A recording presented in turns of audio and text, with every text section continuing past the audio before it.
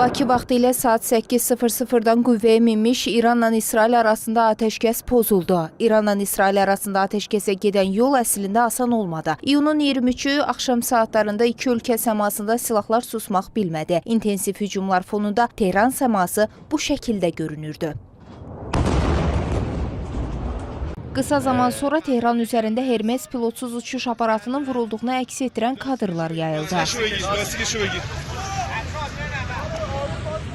Tehranda mülki avtomobillərə havadan zərbə endirildiyinə dair kadrlar var.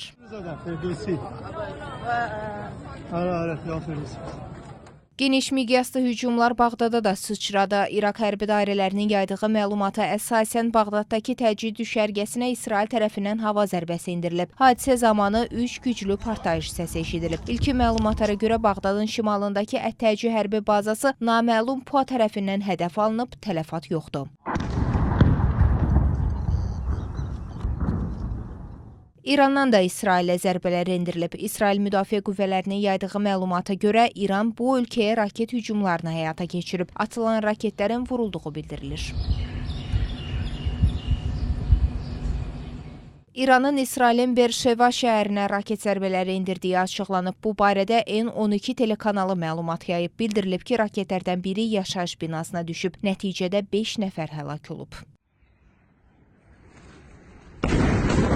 İsrailin hücumları nəticəsində İranın daha bir nüvə alimi Məhəmməd Rıza Sadiqi həlak olub. Məlumatı İran mətbuatı yayıb. Bildirilib ki, partlayışın miqyası son 12 gün ərzində baş verənlər arasında ən böyüyüdür.